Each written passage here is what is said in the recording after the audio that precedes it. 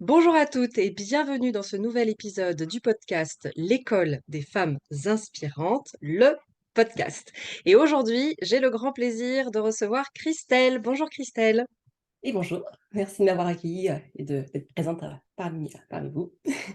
Je suis vraiment ravie qu'on puisse avoir cette conversation que j'ai l'habitude d'avoir avec plein de femmes-s. On va d'ailleurs expliciter un petit peu ce que ça veut dire et pour toi notamment. Qu'est-ce que ça veut dire pour toi?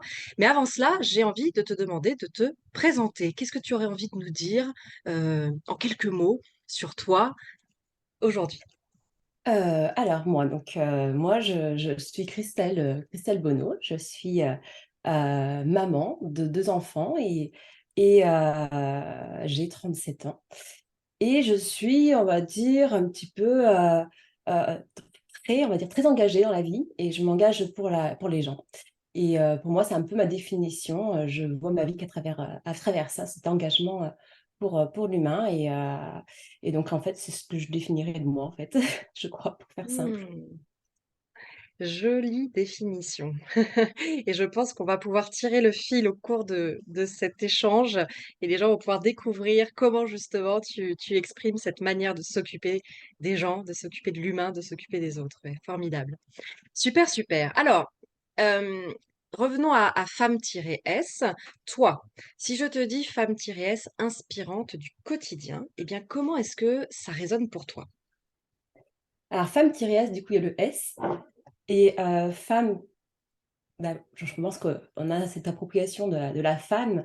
Ce qui pour moi peut-être a été plus tardif parce que je me suis sentie femme beaucoup plus tard que peut-être d'autres femmes. Je me suis sentie femme qu'à partir de 24-25 ans.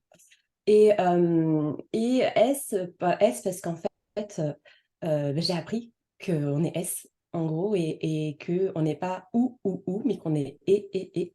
Et Hmm. ça a été une vraie réconciliation pour moi.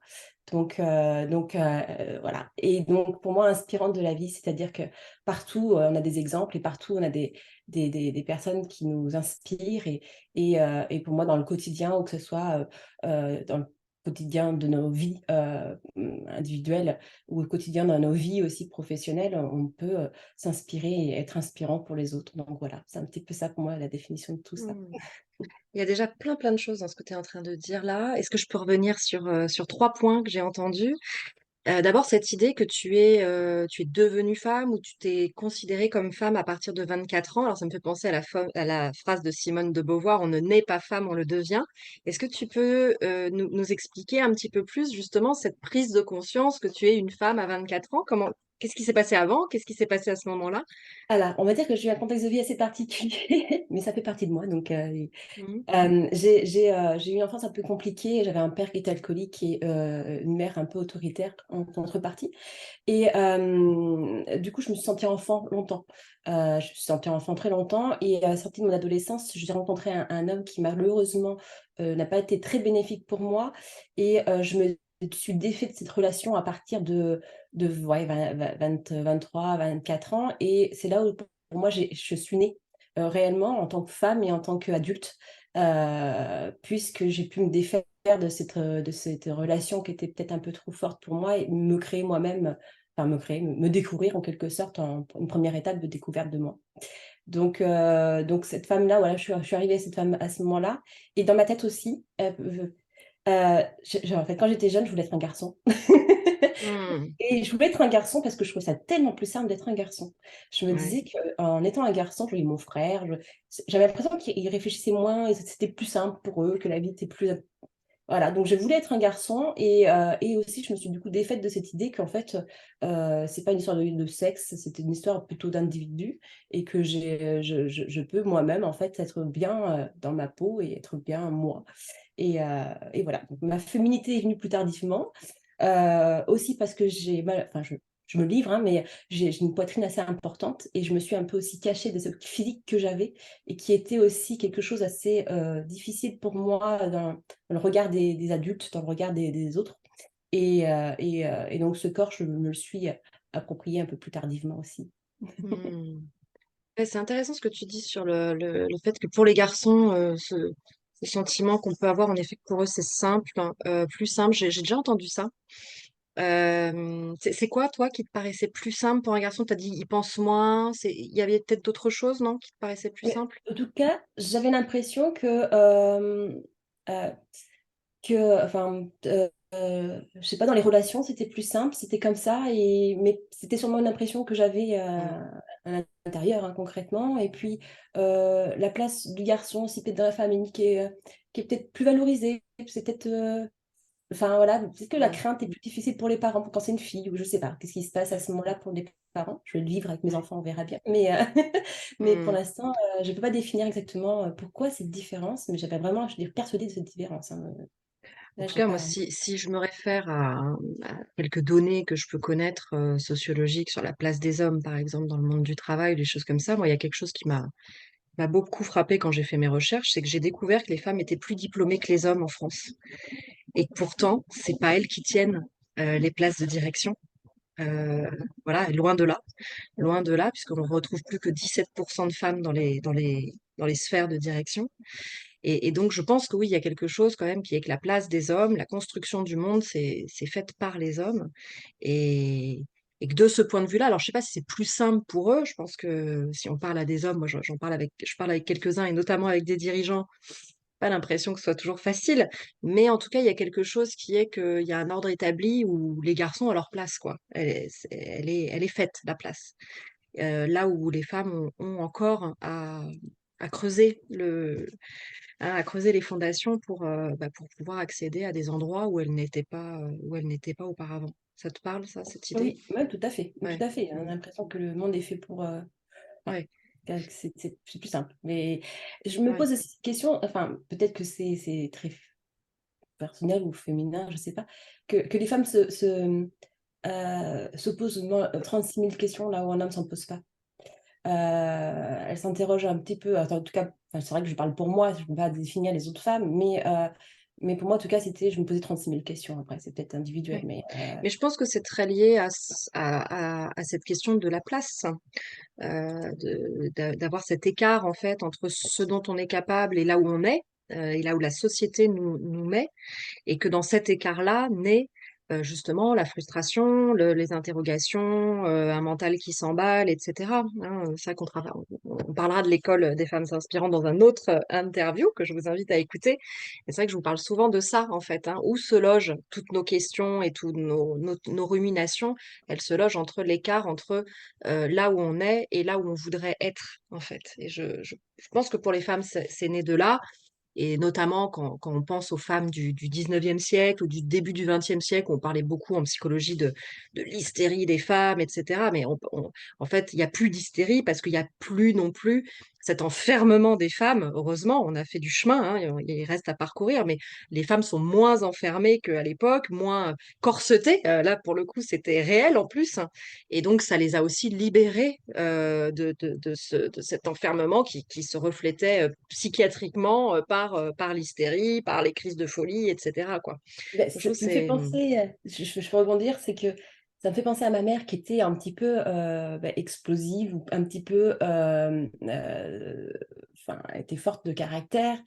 Et du coup, peut-être que cette place-là, c'est pour ça que j'ai plus de questionnements, c'est que, le retour que j'avais par rapport aux personnes autour c'est, «Ah, elle va trop loin» ou «Ah, elle est pas», enfin bref, elle a dû essayer de chercher de créer sa place comme tu dis et cet exemple-là, moi, que j'avais, peut-être que c'est là que ça m'a posé des questions de quelle était ma place à moi en tant que femme. Parce que du coup, mmh, l'exemple de ma mère était là. Est-ce que je le voulais? Est-ce que je le voulais pas? Est-ce que c'est bien? Est-ce que c'est pas bien par rapport à la société, par rapport au monde, par rapport à notre environnement, nous, personnel?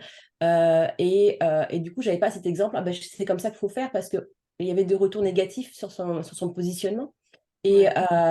Et du coup, c'est peut-être là où je me suis dit que l'homme, c'était plus simple parce que, ben, l'homme, c'est comme ça, il y a une place, on voit un maître, le maître, c'est un homme. Enfin voilà, on voit du coup les personnes qui sont bien placées, c'est des hommes. Heu, peut-être que voilà, la place est plus simple. Tu as raison sur le En côté, tout cas, homme. elle est établie. Elle est établie et elle est autorisée. Voilà. Et je pour finir là-dessus peut-être, mais tu vois, ça me fait aussi penser à ma grand-mère qui, elle, a fait des études dans les années 40. Elle est devenue médecin, donc C'est quand même très, très, très, très rare. Mais elle est devenue médecin parce que son père ne pensait pas qu'elle ne pouvait pas l'être, en fait. Voilà. Et en plus, il avait envie d'avoir un garçon. Il a eu trois filles et un garçon en dernier. Donc, sa fille aînée, qui était ma grand-mère, il a dit, bon, voilà, elle fera des études et elle sera médecin comme moi. Il était psychiatre, lui, mon arrière-grand-père. Donc, elle est devenue psychiatre aussi. Mais c'était la seule femme et elle a été chef de service. Enfin, elle a vraiment une très belle carrière. euh, Toute seule, enfin voilà, toute seule parmi plein plein d'hommes, dont mon grand-père d'ailleurs, parce qu'elle elle s'est mariée du coup avec mon grand-père qui était médecin aussi. Mais toutes ses copines dans ce milieu un peu bourgeois, de bourgeoisie de province, on va dire, pas nécessairement très argenté, mais très porté sur la culture, l'intellectuel et les métiers un peu qu'on va appeler de notables, bah, les filles n'avaient pas le droit d'aller plus loin que elle a fait sa licence d'histoire de l'art, elle a fait sa licence de lettres ou sa maîtrise de lettres, ah bah bravo, mais aller travailler, ça va pas, ça va pas, non?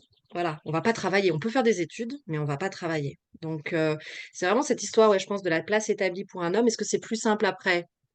C'est vrai qu'on leur demande, et je pense que les hommes commencent à dire aussi, bah, c'est pas si simple pour nous, et on en a un peu marre d'ailleurs de ce système qu'on s'est créé pour nous-mêmes. Mais en tout cas, que la place soit là et qu'ils aient pas beaucoup de questions à se poser pour l'apprendre, ça, je crois on peut le poser, ouais. Mm. J'ai entendu une deuxième chose autour du et du ou. Tu nous as dit, il y a eu un moment, donc je croyais que c'était ou, avec cette histoire de S, hein, de tiret S, de multiples facettes, et puis j'ai découvert que ça pouvait être et. Est-ce que tu peux nous parler aussi de ce cheminement? Oui, alors en fait, dans mon évolution, du coup, plutôt carrière, donc je suis infirmière libérale et à côté, j'ai, coordonné des maisons de santé. Quand j'ai coordonné ces maisons de santé, bon, c'était un moment où j'avais perdu mon père, donc j'avais besoin d'être un peu moins dans les soins et je me suis, du coup, mise à coordonner une équipe qui avait du mal à trouver quelqu'un qui voulait le faire, donc je l'ai fait parce que je il manquait quelqu'un. Donc mais bon, je voulais bien, mais j'y suis allée parce qu'on manquait quelqu'un. Et j'ai fait une formation du coup de coordinateur des maisons de santé. Et pendant cette formation, je voyais tout le temps, le coordinateur, ce n'est pas le leader, ce n'est pas le coordinateur. Donc du coup, moi, je me suis appliquée bien à la lettre de ce que j'ai appris. Je ne suis pas coordinateur, je suis pas leader. Pourtant, j'ai plein d'idées, j'ai plein de trucs, et puis souvent les équipes me suivent, etc. Mais je reste dans cette situation-là, c'est où? C'est pas et, c'est où. On me dit que c'est où. Et du coup, je me voyais même, j'avais du mal même à être infirmière et coordinatrice. J'avais du mal à être maman et coordinatrice et infirmière. Voilà, donc pour moi, c'était. Je me suis longtemps interrogée, mais comment je fais en fait? Comment je fais? C'est où? Mais moi, du coup, je suis où là-dedans? En fait, je suis plus là. Et donc, je suis aussi maintenant, enfin, j'ai été élue aussi sur des syndicats infirmiers et au niveau région, etc. Et c'est pareil quand on est en réunion institutionnelle, etc. Je m'étais là, mais en fait, je suis pour qui? Dans quelle Mm. stature je me mets? Là, c'est pour l'URPS, donc du coup, je me mets en tant qu'élu URPS. Là, je me mets en tant que... Et du coup, je faisais des ou, pareil, ou. Et ben, en fait, c'était très, très compliqué dans sa psychologie de plus être et, de pas être et, parce que bah, je me posais toujours 36 000 questions. Et Eh oui. maintenant, en fait, je m'assume entièrement. Et quand je parle, je dis, bah là, je pense que pour les infirmiers, c'est ça, ou pour les professionnels, c'est ça. Et en fait, simplement, j'ai appris à juste expliquer pour qui je parle, en fait. Et Mm. pas me dire, je viens que pour ça. Non, je suis entière, j'entends ce qui se passe, ça me reflète sur telle ou telle dimension, et je vais l'exprimer. Et des fois, je peux refléter aussi sur le fait que je sois maman, et que j'ai un conjoint en congé parental, et que j'ai voilà. Enfin, concrètement, en fait, je me saisis de moi, de ce que je suis, et n'importe quelle réunion où je suis maintenant, je vais interagir en fonction de moi et pas par rapport à l'étiquette qu'on va me mettre, en fait. Et ça, Ouais. c'est une vraie liberté, concrètement. Si je reviens sur le thème de la liberté, mais, mais ouais, Ouais, ouais, c'est tout à fait. voilà. Ouais, ouais, c'est vraiment intéressant ça et je pense pour les femmes qui en effet ont beaucoup de casquettes, de pouvoir dire, bah là je suis en train de pouvoir le décortiquer pour soi d'abord, mais de pouvoir dire là je suis en train de prendre la parole en tant que, et aussi comme j'ai une autre casquette qui me permet d'avoir bah, un éventail aussi peut-être plus ouvert sur les points de vue, voilà, je parle en tant que là, et en même temps je suis capable de vous dire que de la position de autre chose, on pourrait dire, voilà, quelque chose de complémentaire ou voilà et c'est intéressant d'avoir ce discernement-là, je trouve. Et mais je me dis: «Mince, pourquoi j'ai pas réfléchi avant et pourquoi je l'ai pas assumé avant?» Parce Ouais. que ça m'aurait détruit En beaucoup. l'assumant, tu as remarqué quoi dans tes échanges, justement? Qu'est-ce que ça provoque dans les échanges que tu peux avoir aujourd'hui? Parce que c'est vrai que tu es dans des réunions qui sont quand même aussi assez, parfois challengeantes, j'imagine, quand on dirige des assos, quand on est, voilà, dans le cœur du réacteur de tous ces fonctionnements, institutionnels et cetera. Qu'est-ce que ça a apporté aux échanges que tu peux avoir aujourd'hui? Et ben, en fait, c'est ça nourrit d'expérience, ça nourrit du coup en fait, souvent, ils attendent d'avoir des retours, mais pas que d'une profession, c'est de prendre des bons choix. Donc, Mmh. du coup, souvent, on vient me voir parce que j'ai une extrêmement bonne connaissance des différents métiers, corps de métier en libéral Mmh. et une vue d'ensemble et pluriprofessionnelle. Et ce qui est pas souvent le cas, parce qu'on travaille dans nos professions, on reste du coup dans nos professions. Et le fait d'avoir Ouais, été j'entends. coordinatrice de plusieurs professions, etc., voilà. Et en même temps, je suis aussi patiente, je suis aussi, usager des services, je suis aussi, professionnelle de santé et Oui, pourtant ma parole ne doit pas être, dépossédée en fait de mes propres, oui, valeurs bien sûr. et pour moi ça a été, enrichissant en fait, ça a été vraiment enrichissant et les professionnels ou les interlocuteurs et instances, maintenant me font entièrement confiance, dans Mmh. toute, l'expérience que j'ai acquise et donc je donne. Ça m'empêche pas, d'ailleurs, hier, de remettre l'ARS en place en disant que, beh, pendant cet été, on n'a pas organisé les médecins libéraux pour s'organiser sur leur planning d'été de vacances. Voilà, Mmh. c'est aussi, redonner aussi la place aux professionnels de santé sans se faire manger par les institutions qui ont besoin de chiffres et d'indicateurs Ouais. et de rouages sans Donc qu'on soit finalement, un meilleur positionnement vis-à-vis des instances, la possibilité de dire les choses face à des instances qui peuvent être, un peu impressionnantes comme l'ARS par exemple. Quand tu dis l'ARS, on peut avoir un peu l'impression que c'est waouh, le mastodonte là qui est devant toi et puis toi tu es Christelle Bonneau, et bon, tu es pas Christelle Bonneau d'ailleurs quand tu es en train de parler et que tu dis ça, tu es, la présidente de ah l'association, non, je suis Christelle Bonneau qui est la présidente. oui, alors c'est intéressant. Alors vas-y tiens, dis-moi parce que tu me reprends là-dessus, vas-y dis-moi. Bah, je suis Christelle Bonneau et je suis la présidente de la CPTS. C'est en tant que même si je suis la présidente, c'est ce que je disais tout à l'heure, c'est pas le ou, c'est le et. Et du coup, je suis Christelle Bonneau et je suis la présidente de la CPTS. Donc, du coup, je vous dis que là, dans cette situation-là, ben, vous n'allez pas embêter mes professionnels de santé pour Ouais. l'instant. C'est très intéressant que tu dises ça, que tu dis: «Je t'interviens en tant que personne». Après, il y a un statut qui est le statut de présidente qui te donne aussi la légitimité de pouvoir parler, mais que tu perds pas de vue à ce moment-là, que même face à l'ARS, tu es une personne à part entière avec, bah, tout ce que tu as à dire et à défendre, et tu as la possibilité de parler à l'ARS en tant que présidente et toute la légitimité pour le faire. Mais ouais, ouais, je trouve ça très intéressant d'intégrer ces notions-là et donc finalement plus de facilité à se positionner vis-à-vis de ces instances, plus, d'écoute aussi finalement, parce que quand on se positionne mieux, ben, on est aussi plus respecté, plus entendu. C'est certain. Mmh. C'est Ouais. certains projets qui mettent du temps parce que c'est de l'organisation avec les professionnels de santé, mais dans toutes les dimensions, hein. Là, on a travaillé sur les astreintes infirmières libérales pour le 15, Mmh. pour qu'on puisse les mobiliser la nuit, enfin en soirée et ça a été un travail très, très long pour convaincre les professionnels et les instances, du Mmh. projet et parce que souvent ça les aurait voilà, c'est compliqué à faire changer l'évolution de travail et du coup, à un moment donné, j'ai dû me positionner en me disant: «Mais écoutez, c'est simple, maintenant je continue ou pas? Enfin, va falloir vous positionner parce que je vais pas perdre mon temps, Mmh. dans ce projet si derrière vous n'y mettez pas du vôtre, quoi». Et ben, 15 jours plus tard: «Allez, on y va!» Et voilà, ça a donné du Voilà. coup des fruits. Donc Quand on s'affirme et quand on dit stop, je trouve ça très intéressant. Quand on ose s'affirmer et quand on dit stop et qu'on fixe ses limites, il y a une réaction de l'autre côté. c'est Là où ça. parfois on a peur, moi je travaille avec beaucoup de femmes qui parfois ont peur de dire à leur boss, à leurs collègues, voilà, une personne avec qui elles travaillent dans un projet par exemple, de dire: «Écoutez là, ça suffit en fait», parce qu'elles ont peur de la réaction, de rejet en fait. Mmh. Et ben, si on est bien dans ce qu'on est en train de se dire, quand on est, en train d'assumer comme tu disais, bah, voilà ces arguments, son positionnement et qu'on sait où on est là-dedans, et ben, si on est à cet endroit-là et qu'on fixe ses limites, l'autre entend, l'autre réagit. Oui Intéressant ça.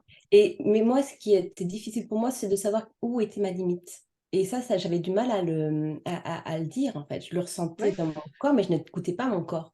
Et maintenant, Mmh. donc dans ce projet-là, par exemple, j'ai dit la limite parce que, oh, ça m'énerve. Je commençais à avoir du coup mon corps qui réagissait, qui disait, «Là, ça Oui, va pas, même ton cerveau, tu arrives plus à réfléchir, ça m'énerve vraiment profondément». Et ben je vais oui, l'exprimer, en fait, parce qu'à un moment ouais, donné, je veux pas le garder. Enfin, voilà, ça m'énerve. Donc du coup, enfin, je l'ai gardé un petit peu pour voir si ça venait de moi, mais après, au bout d'un ouais. moment, je me dis: «Non, ça, c'est bon, j'arrête, je le pose parce que concrètement, c'est pas bon pour moi» Voilà. Et et donc, voilà. j'écoute ce corps qui exprime que là, c'est bon, c'est stop.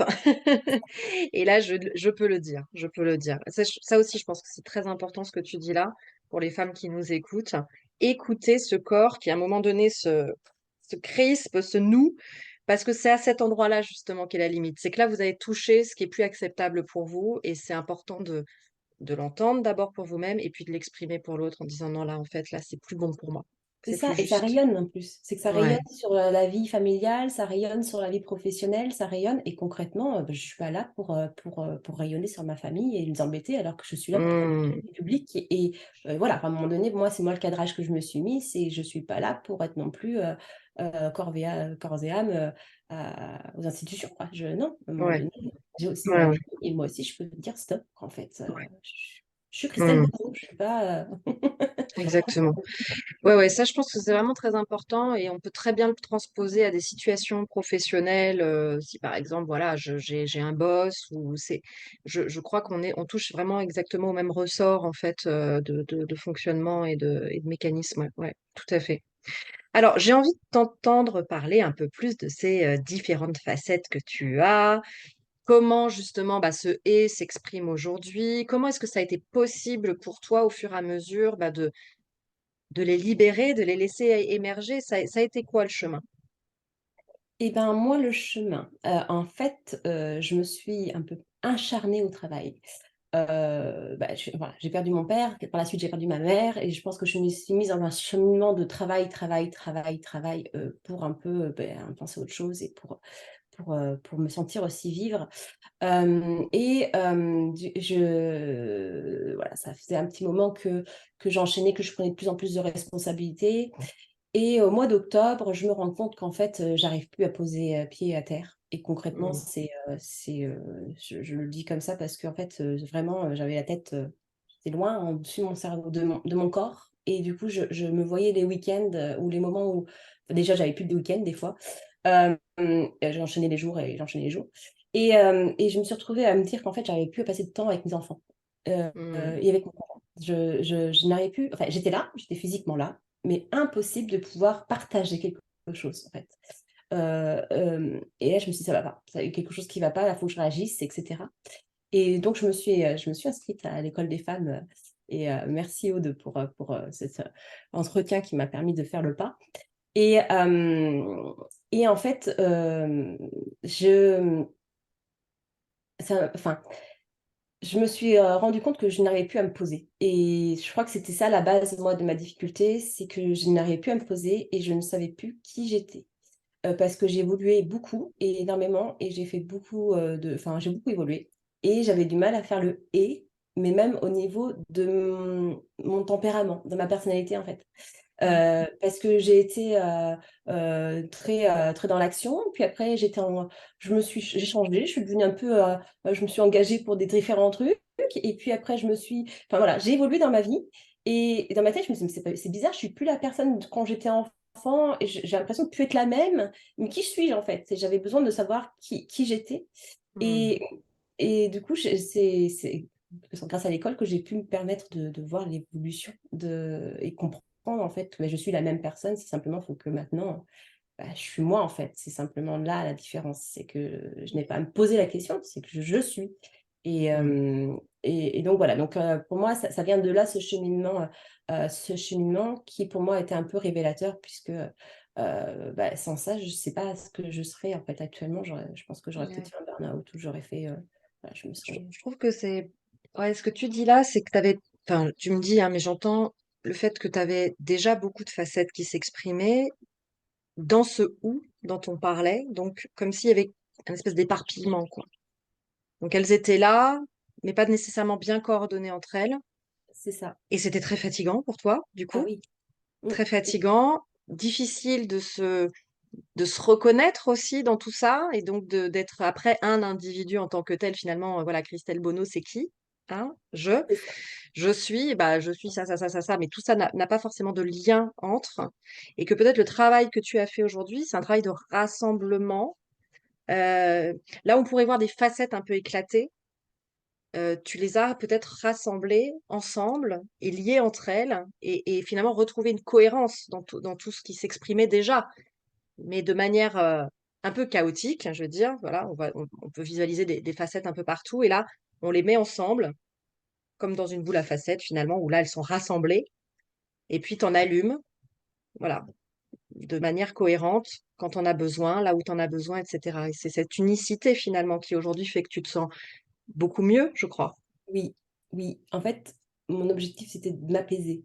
Ouais, Concrètement, c'est que j'arrivais pas à apaiser toutes ces énergies qui partaient, heu, voilà.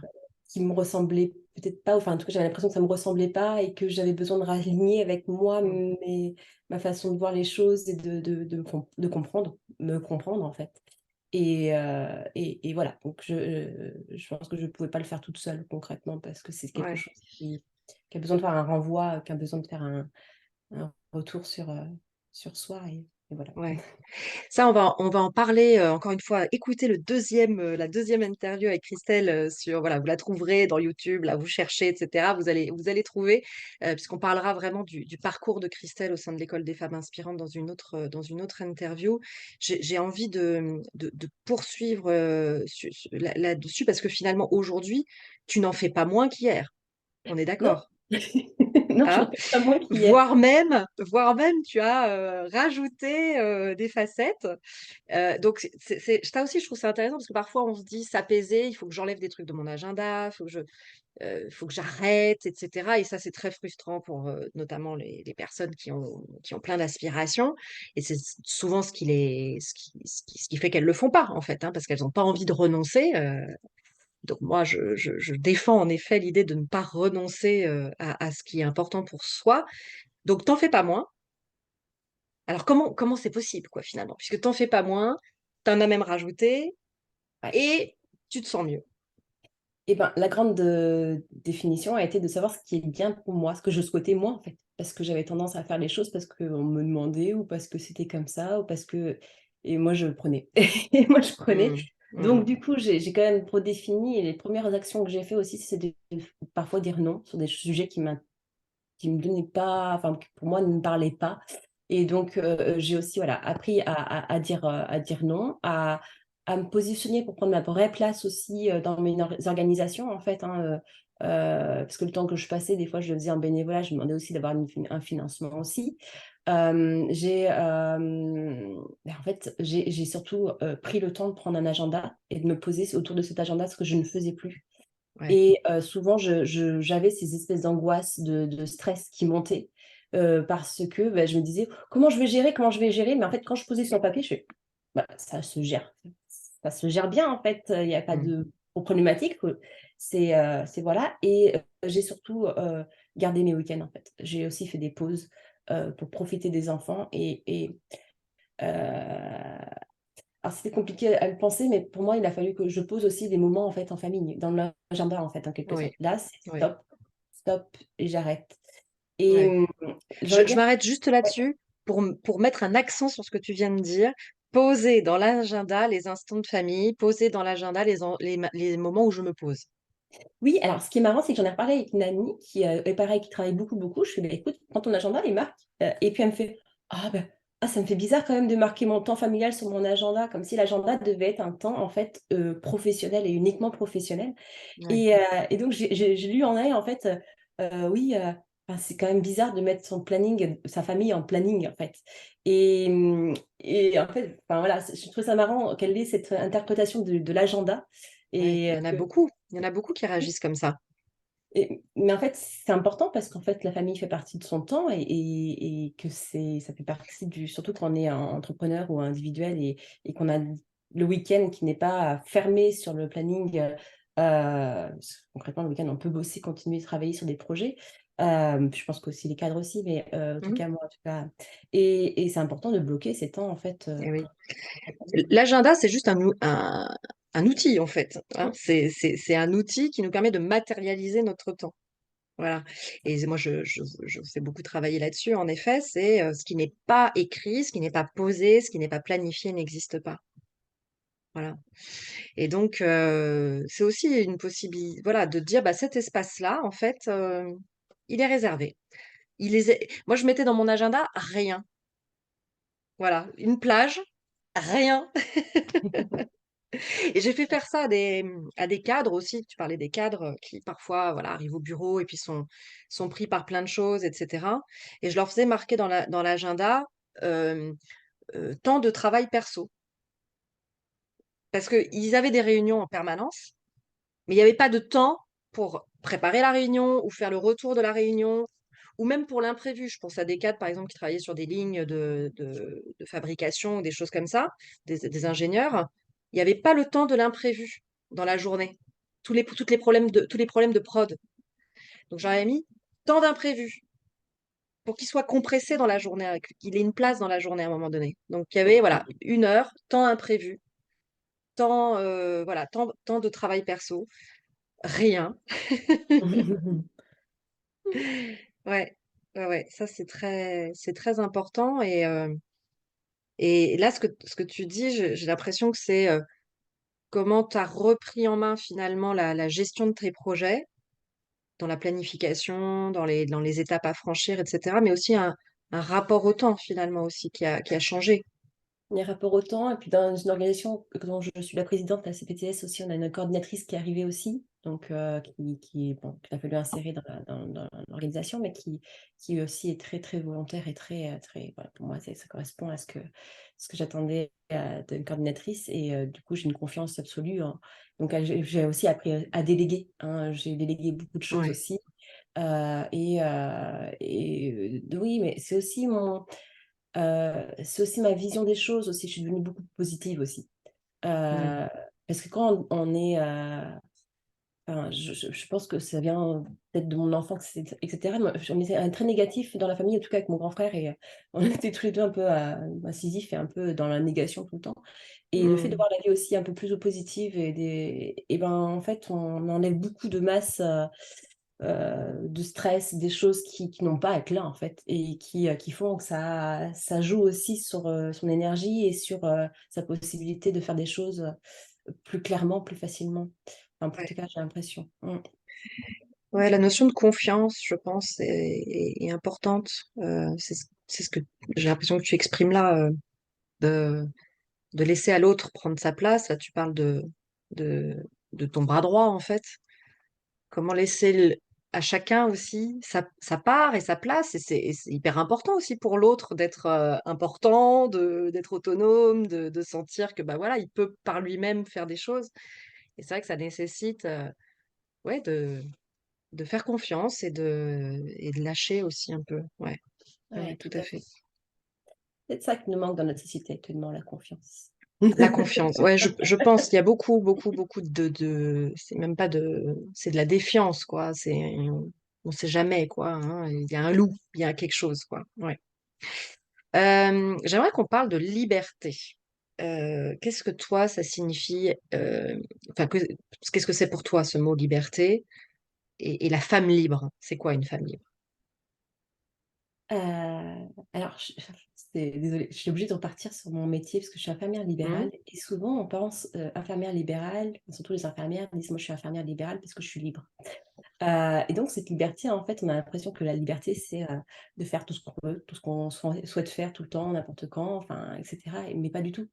La liberté, c'est, de faire ce que l'on souhaite, mais quand même avec des contraintes, qui sont présentes. Je suis pas libre de, bah, moi, par exemple, dans ma vie, je suis pas libre de partir, comme ça du jour au lendemain au Pérou, comme j'étais pu le faire quand j'étais jeune. Je peux pas le faire maintenant parce que j'ai une famille et que j'ai des crédits, faut que j'ai une vie familiale et que j'ai des contraintes dans ma vie qui font que, faut que j'y pense aussi, et la liberté, c'est pour moi, c'est, malgré les contraintes, enfin des contraintes qu'on a choisies, que c'est plus réellement des contraintes, pour moi, c'est, cette liberté de pouvoir, heu être en alignement avec soi-même, avoir du bonheur en fait, être, profiter, enfin pour moi en tout cas c'est la liberté pour moi c'est, de pouvoir profiter, de chaque instant en fait. C'est de, pouvoir, heu, répondre à ce que moi j'ai profondément en moi et avec ces contraintes concrètement, mais de pouvoir y répondre, et être, pouvoir aussi m'exprimer, hein, dans ce que je fais, de ce que je pense et de façon le plus juste possible et le mieux pour moi. Enfin voilà, pour moi cette liberté, elle est, ouais, elle est dans le quotidien, elle est dans ce que je réalise. Alors je veux pas dire, hein, des fois je suis pas libre de dire ce que je pense non plus dans certaines situations, je sais pas, mais je le fais, avec moi ce que je pense être bien en fait, de faire le mieux. En fait, c'est ce qui pour moi, être libre, c'est de faire le mieux et de et de répondre à ce que soi même on souhaite pour soi et pour les autres en fait. Répondre à son Mmh. être aligné avec soi-même en fait. Pour moi, c'est plus ça la liberté. Et la femme libre dans notre société actuellement, qu'est-ce que c'est pour toi?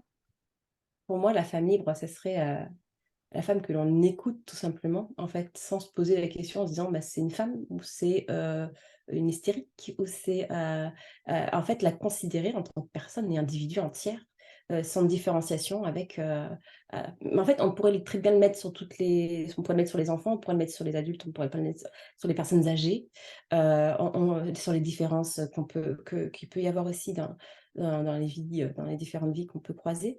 Hem C'est prendre l'individu comme un individu entier et du coup la femme a du travail parce que je pense que enfin, c'est un peu plus difficile, du travail, c'est peut-être pas le mot, mais la femme libre, c'est vraiment les femmes que l'on pouvoir rayonner, quelque Mmh. sorte, autour de nous Mmh. et qui sont alignées avec eux-mêmes en fait, Ouais. c'est ça. Mmh.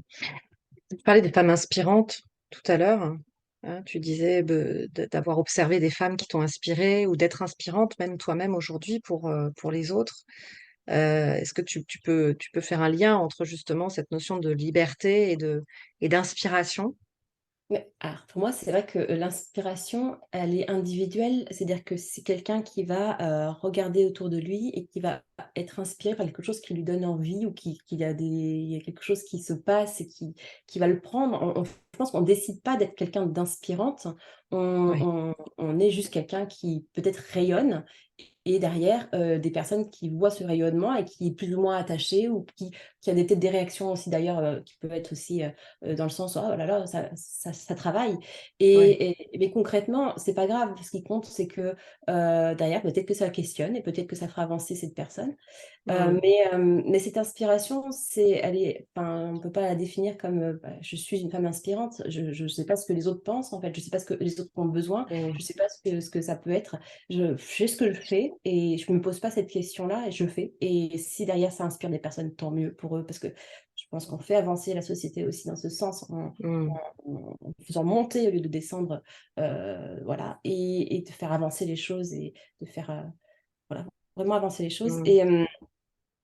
et donc voilà, pour moi, l'inspiration, elle se fait, bah, en fait, autour de nous et on voit toujours des personnes qui rayonnent et qu'on a envie de dire: «Ah bah, elle est cool cette personne, ça me dit bien» et moi, par exemple, moi, je trouve que les personnes qui savent faire leur ménage à la maison, parce que moi, j'ai mon gros problème, c'est le ménage chez moi et beh, pour moi, j'aimerais bien m'inspirer de ces femmes, en fait.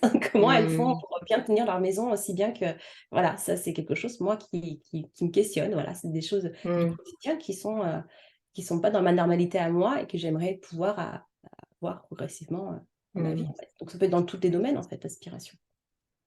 Qu'est-ce que tu aimerais dire, à une femme là qui nous écoute et qui peut-être, se sent un peu coincée et en même temps, peut-être elle a lu, mon livre Femme-S, peut-être qu'elle a lu L'école des femmes inspirantes, pardon, L'école des femmes dirigeantes de leur vie, le deuxième livre, mais elle sait pas trop, elle est encore un peu coincée là-dedans et elle t'écoute là, ça lui parle un peu, l'aspiration, OK, faire vivre ses facettes, OK, mais qu'elle a pas encore bien, voilà, elle n'arrive pas encore bien à tirer tous les fils de ça.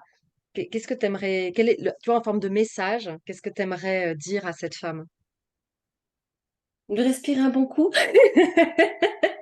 que la vie est belle et qu'en fait, tout peut être vécu, hein. On peut faire des Mmh. erreurs. Moi, j'ai fait des erreurs et tant mieux parce qu'en fait, j'ai appris et la vie voilà, vraiment la vie est faite pour être vécue. La vie est courte, la vie, elle se consume Ouais, et donc pour moi, c'est très important de la vivre. On n'est pas là pour, voir notre vie mmh. passer, on est là pour la vivre et c'était un peu notre philosophie, moi, sur mon cabinet d'ailleurs, parce qu'on était, notre vie enfin, en tant qu'infirmière libérale, on peut travailler vraiment beaucoup, même tout seul pendant, tous les jours sans Ouais, s'arrêter. Donc on est une ouais, équipe de 4 nous et notre objectif, c'était de vivre, de travailler pour vivre et pas de vivre pour travailler.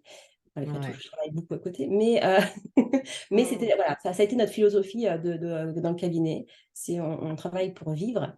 Mmh. Pour moi, travailler, ça fait partie de moi. Moi, j'aime beaucoup travailler.